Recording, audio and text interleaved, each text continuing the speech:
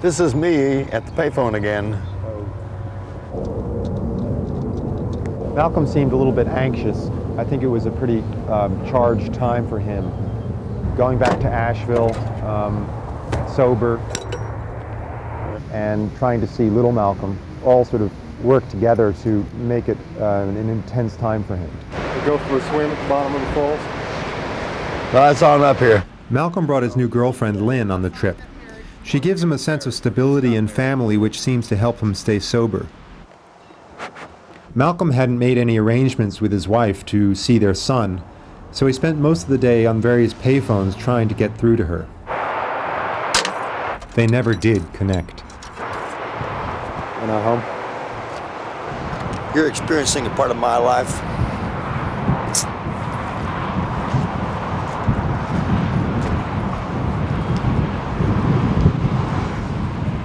Addie, can you get down there?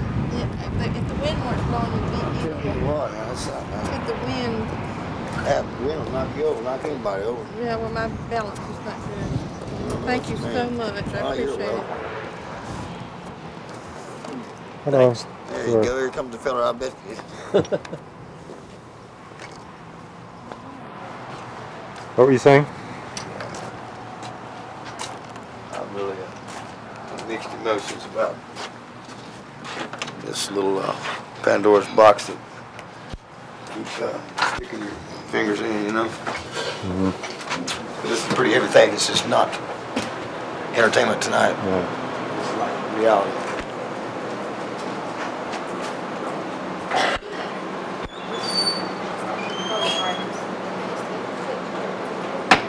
Even though most of the people who are trying to be songwriters are really struggling and working side jobs and all that, there's no depressing feeling here. All these people are sort of bonded and banded together in this dream, and it doesn't really feel like anyone's ever going to give up on it.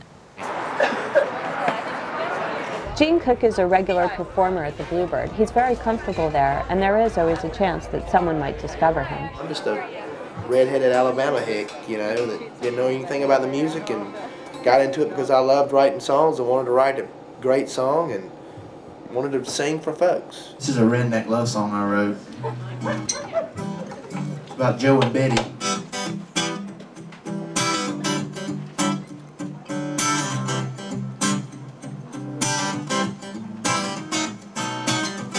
When Joe met Betty, she was 17.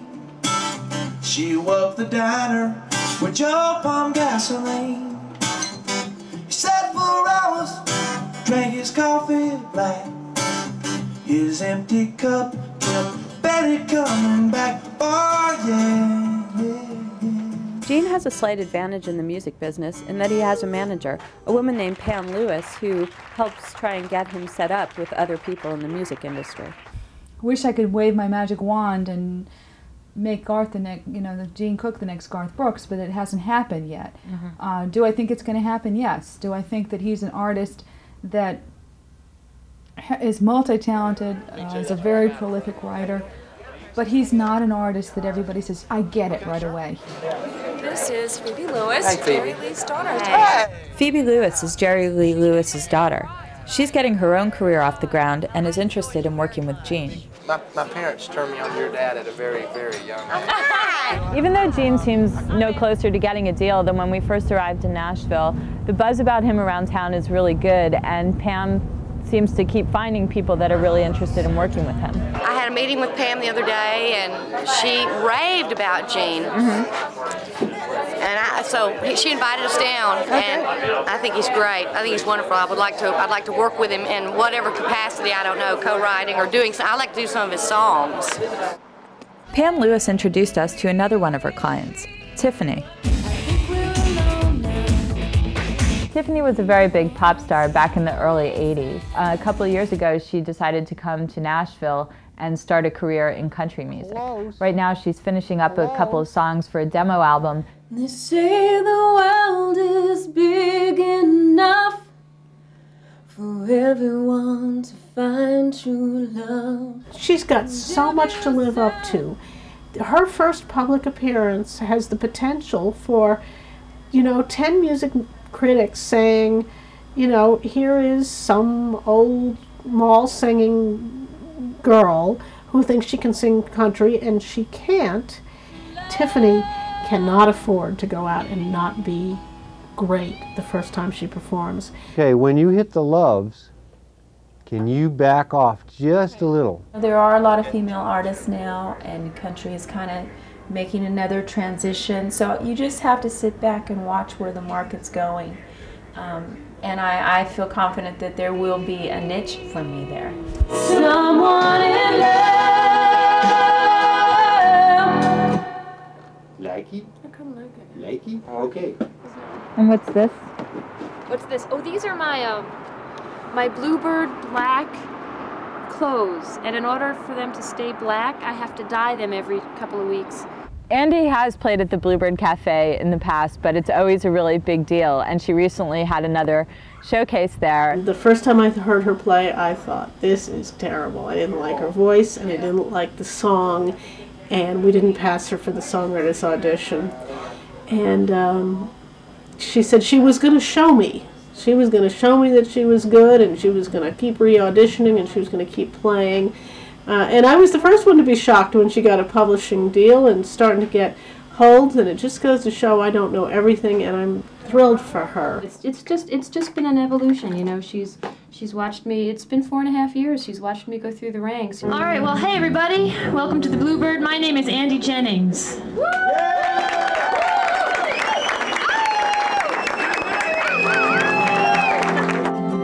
I never doubted your intentions. I never saw a single warning sign. I love to play, and I take any opportunity that I can, wherever I can play, to play my songs, because I want to see not only am I touching people, because that's, I think, the job of every songwriter is to move someone, whether it makes them laugh, cry, or hate the song, at least you make them feel something, you know, that's like a charge. I'll pass if you're just passing through. My heart has better things to do. And if you can only love me to a point, what's the point?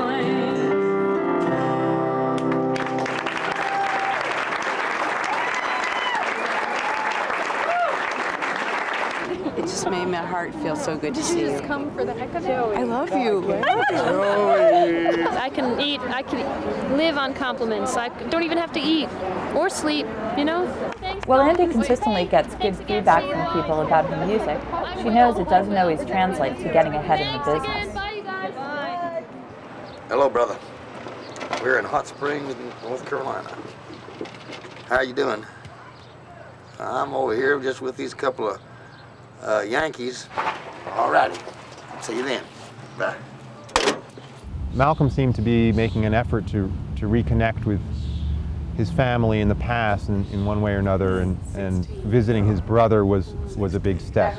Malcolm was a good baseball player. He played Little League baseball, and then he had some health problems and he wasn't able to play ball, and that's when he started, I guess that's when he started teaching himself to play the guitar.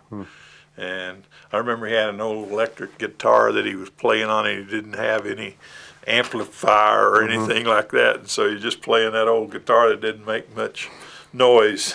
But Malcolm has a lot of talent, always has had. And You know, we all got mixed emotions about going back to our hometown. Some things you can block out, and people can block it out through different ways, you know, whether it be alcohol or drugs, or whether it could just be just self-discipline, you know. Certain memories, and that you just kind of just put them away, or you replace them with other thoughts and feelings and doings. Speaking of pictures, that's little Malcolm. Yes, it is. Yes, He's grown since I've seen him.